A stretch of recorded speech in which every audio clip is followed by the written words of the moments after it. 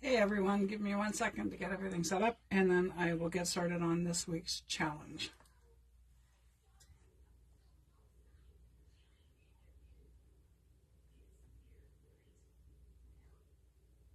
Okay, so as you know, we are doing a weekly challenge for everyone every week of the month of June, and I'll probably continue it on into July and August as well. We'll see how we come up with and how it goes. So this week's challenge, we are going to be using a playing card. So the only things that we need this week are a playing card and something to make texture. So those are the only two requirements. You can make it into a tag, you can make it into a journaling spot, you can make it into a cluster, whatever you'd like to do with it. So the only two requirements are a playing card. I don't have large ones. I only have the smaller ones, so that's what I'm going to be using. I'm going to do texture 4 different ways. 3 of them I've already done ahead of time, and the 4th one I'll do on camera today. Bear with me, I'm a little sleepy this morning. I had a sleep study done last night. Don't know why it's called a sleep study when you don't actually sleep with all those wires, but anyway. We'll get going. So I did 3 these 3 cards are done with this one. I used a glue stick and crumpled up a napkin and used the napkin on it. So I don't know if you can hear it, but it's kind of hard to pick up on the camera. But there is texture on the cards. You can feel it almost feels like fabric on it. This one I used matte gel medium.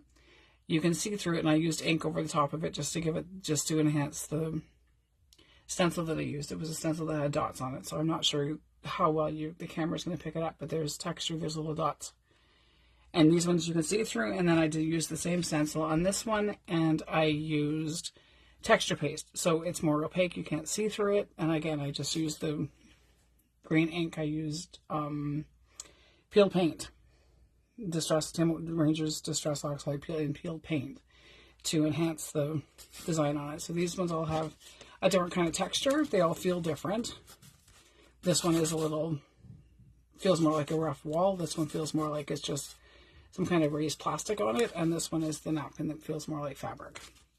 So for the 4th one I'm going to use the Ace of Spades from this deck that I have. And I'm going to use peeled paint, Distress Oxide, and I'm going to emboss on it.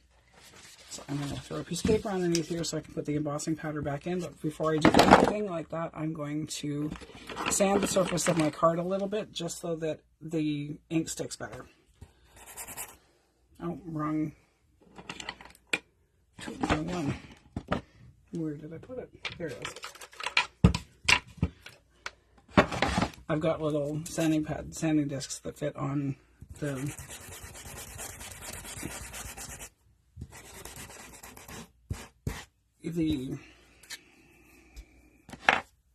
things we use for the Distress Oxide. My mind's going completely blank this morning. Like I said, bear with me. A little sleepy over here today, but it is what it is. So I sanded the top surface off of this side of the card just a little bit, and I'm going to use a stamp with Distress Oxide in peeled paint, and I'm going to stamp an image on the card, and then I'm going to use my heat embossing and do a heat embossing tool to emboss it with embossing powder. So I'm just going to stamp my image. I apologize because it's going to get a little loud when I put my tool on. So there's my image stamped on my card. My light's not the greatest in here today, and I'm not sure why it's so reflective, but so there's the image stamped on the card. I'm going to cover it with embossing powder, and then I'll move off the screen away from the camera a little bit so it's not quite so loud to heat emboss it. I haven't done heat embossing in a really long time, and I forgot how much I actually enjoy doing it. I've done a few things in the last little bit with it.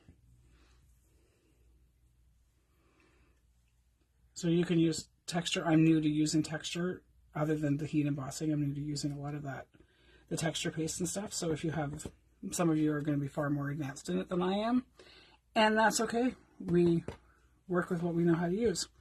So I'm learning as I go. And I know with the texture paste itself, you can add paint to it to make it colored instead of having to add ink to it or something after. So there is my stamped image with the embossing powder on it, and I'm going to hit it with my heat tool. I'll be back in a sec.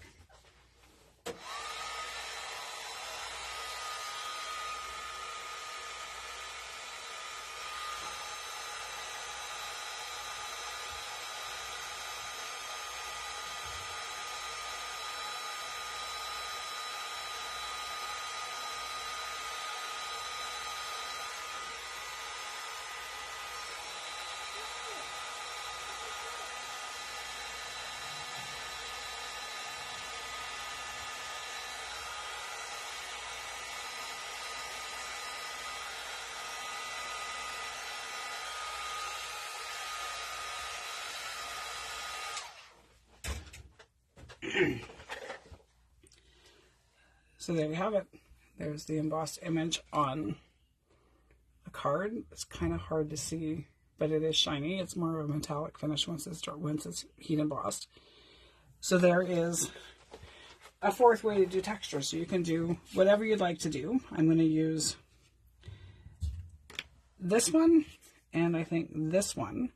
This is going to be the front cover, and this will be the back cover of a little tiny book that I'm going to use. So the cards themselves, I'm going to use the inside. I'm going to get my paper, and I'm just going to make a little scrappy notebook to go in a journal or something somewhere along the way.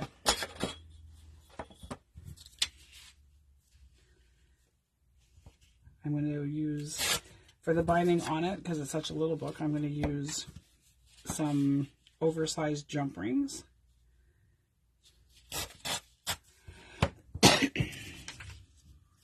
And then I'll embellish the pages later on as I go. Once I figure out where it's going to go, I'll embellish the pages with whatever would work well in the book that I'm going to put it in. So just a little scrappy pad. Just something fun and extra that you can put into your books. So far I've seen a couple of the creations from last week's prompts using the color red, 3 brads or eyelets, wax, a junk mail envelope, and I can't remember what the 5th thing was. But anyway, I've seen a few of them. They're really, really awesome.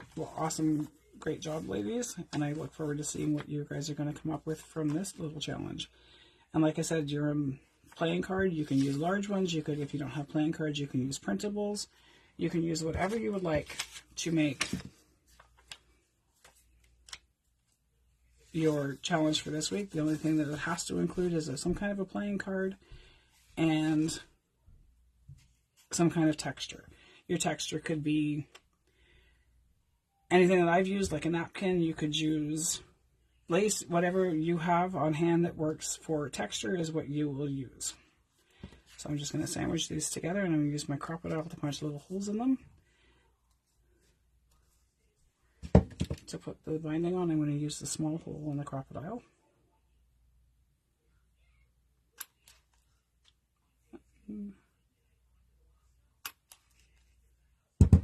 And like anything else we make, nothing has to be perfect, and nothing has to be anything that I do. You use the prompt and put your own spin on it. Make it you. And then I'm just going to use the jump rings, and I'm going to put it all together.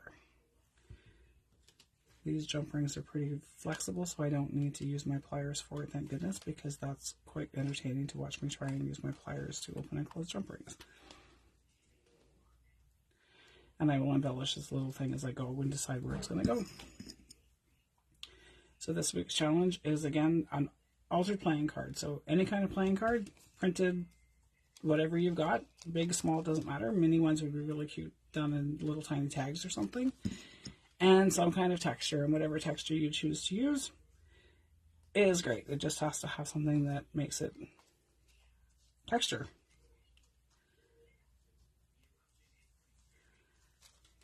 And I probably will add more pages. These jump rings are a little bigger than I figured they were going to be for the book. But there is a little tiny altered playing card little book that you can throw into something. So there you have it. So there's the texture from the embossing powder, the texture from the texture paste. This one is the texture from the gel matte medium, and then this one was a napkin.